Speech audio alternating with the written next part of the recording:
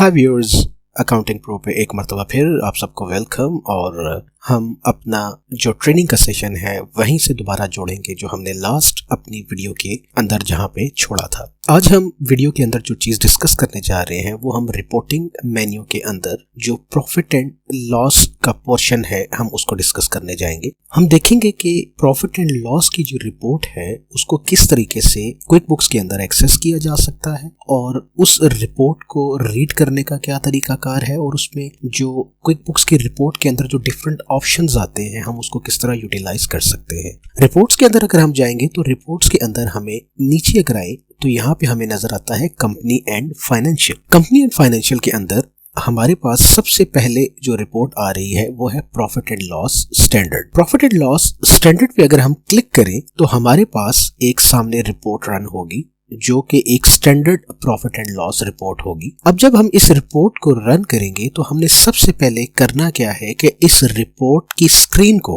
समझना है कि जो इस रिपोर्ट के ऊपर हमें इंफॉर्मेशन मिल रही है वो क्या है। सबसे पहले हम शुरू करते हैं टॉप लेफ्ट से।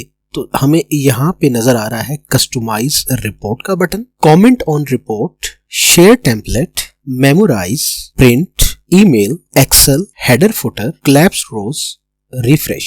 उसके बाद नीचे आएंगे तो देखिए डेट्स, फ्रॉम, टू और शो कॉलम्स बाय और सॉर्टिंग बाय। इसके बाद नीचे देखिए हमारे पास फिल्टर्स हैं कि रिपोर्ट की बेसिक्स क्या हैं, अक्रूवल है, कैश है, या इसके अलावा अगर मैंने कोई फिल्टर्स लगाए हैं तो यहाँ पे वो फिल्टर्स नजर आएंगे। याद रहे कि मैं जो इस वक्त क्विक बुक्स का वर्जन यूज कर रहा हूँ ये क्विक बुक्स का इंटरप्राइज एडिशन है और लेटेस्ट वर्जन है वर्जन 23। हो सकता है कि आपके पास जो क्विक बुक्स चल रहा हो उसमें कुछ ऑप्शंस यहाँ पे मिसिंग हो, लेकिन ज्यादा ऑप्शंस यही होंगे। थोड़ा सा अगर नीचे आए तो हमें ये लेफ्ट साइड के ऊपर ये टाइम बता रहा है कि कितने बजे हम इस रिपोर्ट को रन कर रहे हैं, रिपोर्ट किस डेट की एक्सट्रैक्ट कर रहे हैं और रिपोर्ट की बेसिक्स क्या है कि ये कैश बेसिस रिपोर्ट है या अक्रूवल बेसिस रिपोर्ट है।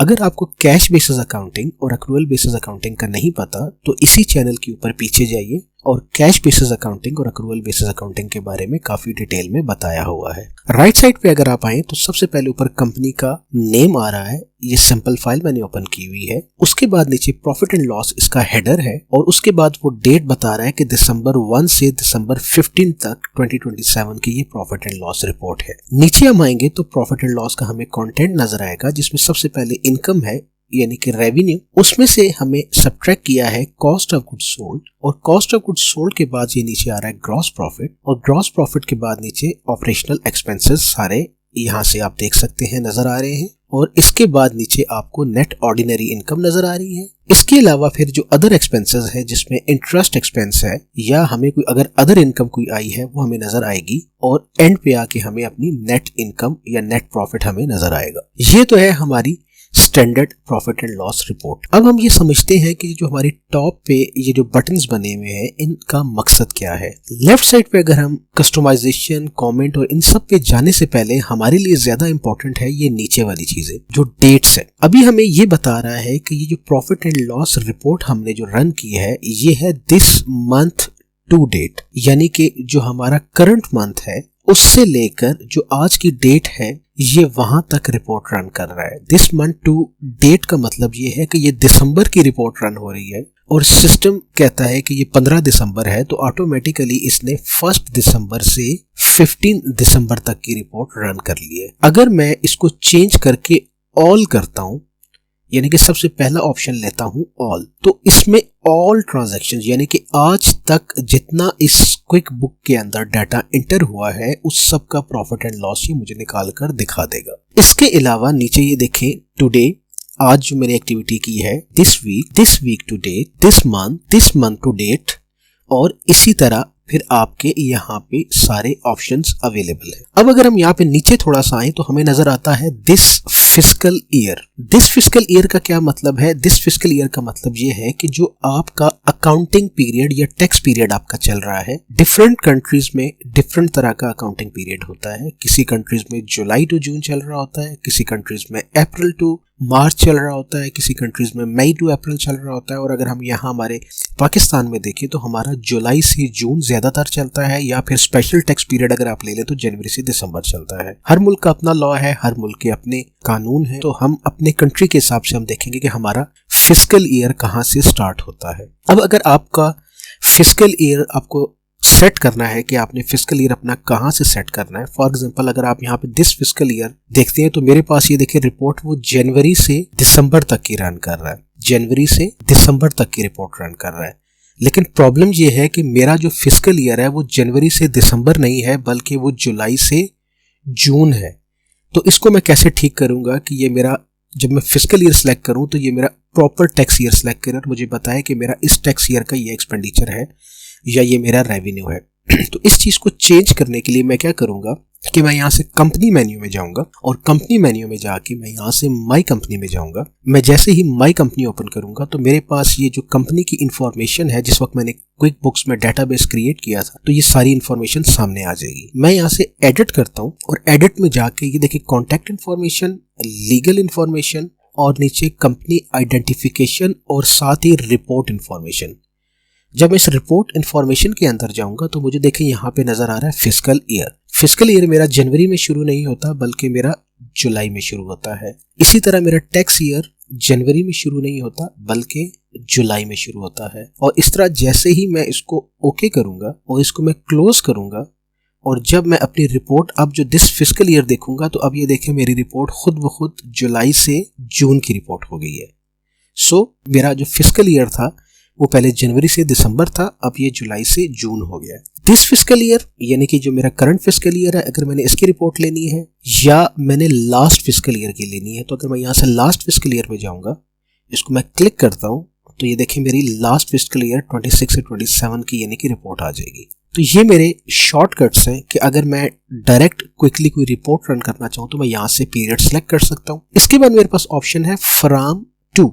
अगर मैं मैन्युअली भी देख करना चाहूँ, यानी कि मुझे 1 जुलाई से 30 जून की नहीं चाहिए बल्कि 1 जुलाई से 6 मंथ्स की रिपोर्ट चाहिए, 30 दिसंबर तक की, 31 दिसंबर तक की, तो मैं ये रिपोर्ट रन कर सकता हूँ। मेरे क्विक बुक्स में क्योंकि इस पीरियड में डाटा नहीं है तो मैं क्या करूँगा, अपनी रिपोर्ट 1 जनवरी 2027 से लेकर 30 जून 2027 तक की मैं रिपोर्ट रन करूंगा। तो मैंने अभी देखिए 6 मंथ्स की रिपोर्ट रन की है, 1 जनवरी से 30 जून 2027 की, तो मुझे 6 मंथ्स की रिपोर्ट ये सामने मिल गई है। इसके बाद नीचे देखिए यहाँ पे मेरे पास कॉलम आ रहा है, कॉलम में वो मुझे बता रहा है टोटल ओनली, डे, वीक, यानी कि अगर ये जो मेरा टोटल आ रहा है जनवरी से जून तक, अगर मैं इसको डिस्प्ले करना चाहूँ जिस तरह भी, तो ये मुझे यहाँ पे डिफरेंट तरह से चीजें बता रहा है कि मैं इसको किस तरीके से डिस्प्ले कर सकता हूँ पर डे के हिसाब से। अगर मैं इसको पर डे से देखूंगा तो ये देखिए एक लंबी सी एक रिपोर्ट बना देगा और यहाँ पे हर डे का, हर दिन का प्रॉफिट एंड लॉस मुझे यहाँ पे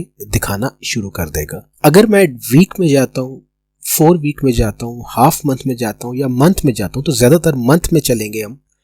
तो जैसे ही मैं मंथ में जाऊंगा तो ये देखिए जनवरी, फरवरी, मार्च, अप्रैल, मई, जून, 6 मंथ का इसने मुझे प्रॉफिट एंड लॉस दिखा दिया। इसी तरह अगर मैं क्वार्टरली रिपोर्ट देखना चाहता हूं तो ये देखें जैन टू मार्च इसने मुझे अलग कर दिया है, अप्रैल टू जून इसने मुझे अलग कर दिया है, और इसी तरह फिर ईयर, ऑलरेडी बाय डिफॉल्ट ये ईयरली रिपोर्ट थी तो ये इसने मुझे ईयरली रिपोर्ट दिखा दी है। इसके बाद नीचे जॉब है, वेंडर है, एम्प्लॉय है, ये डिफरेंट तरह के आपके जो कॉलम्स हैं वो है। अब जॉब है, इसको मैं आगे जाके आपको बताऊंगा। वेंडर है, ये देखिए अब मैं वेंडर पे क्लिक करूंगा तो मेरे प्रॉफिट एंड लॉस में जो जो वेंडर हिट हुए हैं ये हर वेंडर के हिसाब से मुझे अलग कर देगा कि किस वेंडर को ड्यूरिंग द पीरियड मैंने कितनी कितनी पेमेंट्स की हैं। तो ये सामने आपको नजर आ रहा है कि अगर आप ये देखना चाहें कि इस पूरे पीरियड के अंदर जनवरी से जून तक मैंने किस वेंडर के साथ कितनी ट्रेडिंग की है तो यहाँ पे नजर आ जाएगी। इसके अलावा नीचे पर एम्प्लॉय, अगर आप एम्प्लॉय के हिसाब से देखना चाहते हैं कि किस एम्प्लॉय के साथ मेरी कितनी एक्टिविटी रही है, अगर आपने उसको सैलरी का चेक करना है तो वो सारा एम्प्लॉय वाइज आपका प्रॉफिट एंड लॉस आ जाएगा। इसी तरह फिर आपके डिफरेंट तरह के ऑप्शंस है, पेई है, सेल्स रेप है, अगर कोई क्लास है तो हम क्लास वाइज भी देख सकते हैं। तो ये ऑप्शंस हमारे पास अवेलेबल है। सॉर्ट बाय डेफिनेटली डिफॉल्ट है कि टोटल के हिसाब से वो करता है कि जो अमाउंट आपकी आ रही है उसी तरीके से चलेगा, यानी कि आपने टोटल करना है, टोटल के हिसाब से अगर हम देखते हैं तो ये देखिए, जैसे ही मैं टोटल करूंगा तो sort by grade A to Z या Z to A, यानी कि तो जो जो उसके अपने हेड्स होंगे वो उस हिसाब से कर देगा। देखिए प्रॉफिट एंड लॉस को थोड़ा सा कीजिएगा। अभी देखिए ये जो वेजेस हैं W वो सबसे ऊपर आ गया है, और अगर मैं A to Z करता हूं तो देखेंगे C सबसे ऊपर आ गया, यानी कि अल्फाबेटिक चेंजेस जो हैं वो A to Z या Z to A वो टोटल उसका ले आएगा। ये तो हो गए जनाब आपकी डेट्स, यहाँ पे मैनुअल डेट एडजस्टमेंट, यहाँ पे कॉलम्स किस तरह, और यहाँ पे सॉर्टिंग आपने किस तरह करनी है। तो ये चीजें हमने जो है ये देख ली कि हम अपनी रिपोर्ट को रन टॉप से कैसे करेंगे। अब अगर हम इसमें देखें कि नीचे जो हमारे पास डाटा आ रहा है, इस डाटा को हमने क्या करना है। अगर आप थोड़ा सा गौर करें इस तरफ लेफ्ट साइड पे, तो हमारे पास ये छोटे छोटे एरोज नजर आ रहे हैं। ये एरोज हमें किस चीज को रेफर कर रहे हैं? ये एरोज हमें रेफर कर रहे हैं ग्रुपिंग को। लेट्स से कि सबसे ऊपर जो टॉप पे जो हमारा ग्रुप है ऑर्डिनरी इनकम एंड एक्सपेंसेस का ग्रुप है। अगर मैं इसको जस्ट क्लिक करूंगा तो वो देखिए मुझे ऑर्डिनरी इनकम एंड एक्सपेंसेस उसने सब क्लब कर दिए हैं, और अदर में अगर मैं क्लब करूंगा तो ये देखिए one liner profit and loss उसने दे दिया। ओपन करता हूं तो ये देखिए सारे का सारा ये रिपोर्ट प्रॉफिट एंड लॉस आपका ओपन हो गया है, लेकिन ये वाला नीचे जो है अदर इनकम एक्सपेंसेस ये अभी भी मर्ज्ड है। इसको भी यूं करूंगा तो ये भी ओपन हो जाएगा। क्विक बुक्स इस एक्शन को क्या कहता है? क्विक बुक्स इस एक्शन को कहता है कोलैप्स। यहाँ पे आपको टॉप राइट के ऊपर बटन नजर आएगा कोलैप्स का। जैसे ही मैं इसको कोलैप्स करूंगा तो ये क्या करेगा कि ये आपका हर ग्रुप के अंदर रिपोर्ट्स को वो कोलैप्स कर देगा। ये देखिए आपके सारे जो सब अकाउंट्स थे वो कोलैप्स हो गए, सिंगल लाइनर में आ गए, और जैसे ही मैं इसको एक्सपेंड करूंगा तो ये वापस इनके सब अकाउंट्स भी ओपन कर देगा। ये देखिए सब अकाउंट्स इसके ओपन हो गए। तो आप मैन्युअली भी इसको कोलैप्स कर सकते हैं और आप इसको बटन से भी कर सकते हैं। लेट्स से कि मैं वन लाइनर इनकम देखना चाहता हूँ, मैं वन लाइनर पे कॉस्ट ऑफ गुड्स सोल्ड देखना चाहता हूँ, मैं वन लाइनर पे एक्सपेंसेस देखना चाहता हूँ, और वन लाइनर ही अदर एक्सपेंसेस। तो ये देखिए मुझे प्रॉफिट एंड लॉस की एक समरी मिल गई है। ठीक हो गया। अब ये जो मेरी प्रॉफिट एंड लॉस की समरी है ये मैं इस तरीके से भी देख सकता हूँ, या अगर मैं किसी एक पोर्शन को एक्सपेंड करके देखना चाहूँ तो मैं वैसे भी देख सकता हूँ, क्लोज करूँ तो मैं वैसे भी देख सकता हूँ। ठीक हो गया। तो हम इस रिपोर्ट को जो है वो किस तरीके से रीड कर रहे हैं ये आपके सामने है।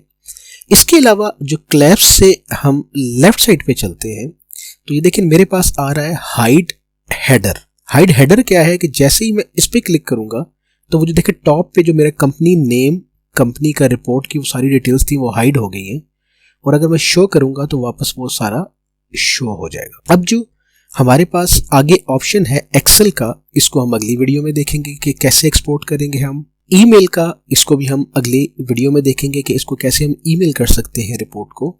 और इसी तरह प्रिंट का, अब यह रिपोर्ट हमने प्रिंट करनी है तो हमारे पास यहाँ पे दो ऑप्शन है।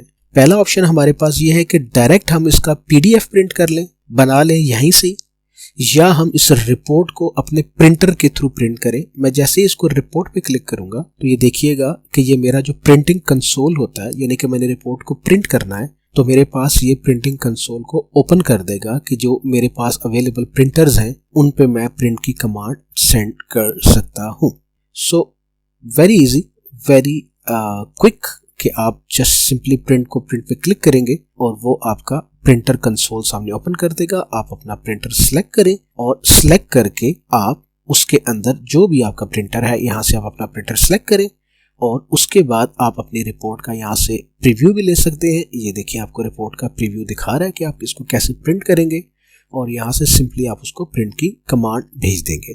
अब अपने अगर आप लेट्स से आप कहते हैं कि मुझे रिपोर्ट इस फॉर्मेट में प्रिंट करनी है, लेट्स से कि मुझे सिर्फ कॉस्ट ऑफ गुड्स सोल्ड नजर है, ये इसके सब लेवल्स देखें नीचे, मैं इसको क्लैप्स कर रहा हूँ, इसको भी क्लैप्स कर रहा हूँ, क्लैप्स कर रहा हूँ, और नीचे अदर एक्सपेंसेस को क्लैप्स कर रहा हूँ। पोर्ट मैंने कस्टमाइज कर लिए, और जब मैं इसको प्रिंट पे क्लिक करूंगा दोबारा तो यहाँ से मेरे पास प्रीव्यू में ये रिपोर्ट सामने प्रिंट हो जाएगी। और इसी तरह अगर मैं इसको यहाँ से सेटिंग करना चाहूँ कि पोर्ट्रेट पे प्रिंट करना चाहता हूँ, लैंडस्केप पे करना चाहता हूँ, जो भी मेरी प्रिंटर की सेटिंग होती है, अगर आप प्रिंटर यूज़ करते हैं तो आपको आइडिया होगा कि आप प्रिंटर को किस तरह सेट करना चाह रहे हैं, तो आप इसको यहाँ से एडजस्टमेंट करके प्रिंट की कमांड दे सकते हैं। अगर आप यहाँ से डायरेक्ट इसका PDF निकाल के एज एन अटैचमेंट आप किसी को व्हाट्सएप करना चाहते हैं या आप किसी को ईमेल में भेजना चाहते हैं तो डायरेक्ट आप इसको सेव एज पीडीएफ करेंगे। जैसे ही आप इसको सेव एज पीडीएफ करेंगे तो मैं इसके डेस्कटॉप के ऊपर इसका मैं यहाँ पे नेम दे देता हूँ PLS रिपोर्ट, सेव करता हूँ। तो ये मेरी रिपोर्ट सेव हो गई। मैं अपने डेस्कटॉप पे जाता हूँ और डेस्कटॉप पे यहाँ से PLS रिपोर्ट निकालता हूँ तो आप ये देख सकते हैं कि ये मेरा PDF क्रिएट हो गया है सेम रिपोर्ट का। बहुत इजी है रिपोर्ट से PDF क्रिएट करना, क्योंकि जब आप रिपोर्ट से PDF क्रिएट करेंगे यहाँ से प्रिंट रिपोर्ट कर सकते हैं या आप रिपोर्ट एज आ PDF कर सकते हैं। इसके बाद आगे देखिए यहाँ टॉप पे ऑप्शन आ रहा है मेमोराइज रिपोर्ट का। इसको मैं आगे वीडियो में हम देखेंगे कि रिपोर्ट को मेमोराइज कैसे कर सकते हैं। फिर कमेंट ऑन रिपोर्ट्स है और फिर कस्टमाइज रिपोर्ट का ऑप्शन है। ये हम आगे डिस्कस करेंगे कि इनका मकसद क्या है और हम इनको किस पर्पस के लिए यूज कर सकते हैं। तो अब इस वीडियो में इतना ही कि आप प्रॉफिट एंड लॉस की रिपोर्ट कैसे रन करते हैं, रिपोर्ट को अंडरस्टैंड करने का तरीकाकार क्या है, कि रिपोर्ट कैसे आप रन करेंगे, उसको रिपोर्ट को रीड कैसे करेंगे और रिपोर्ट को यहाँ से उसके डेट्स, पैरामीटर्स और ये सारी चीज़ें आप कैसे सेट करेंगे। उम्मीद करता हूँ कि आपको आज की ये वीडियो पसंद आई होगी और अगर आपने अभी तक चैनल को सब्सक्राइब नहीं किया तो चैनल को सब्सक्राइब कीजिए, लाइक कीजिए और आपके कमेंट्स हमेशा से बड़े वैल्यूएबल रहे हैं, कमेंट भी ज़रूर कीजिएगा। नेक्स्ट वीडियो में हम देखेंगे कि जो हमारी अगली रिपोर्ट है वो profit and loss in detail है। इस रिपोर्ट में हम देखेंगे कि डिटेल्ड प्रॉफिट एंड लॉस में और प्रॉफिट एंड लॉस स्टैंडर्ड में क्या फ़र्क है।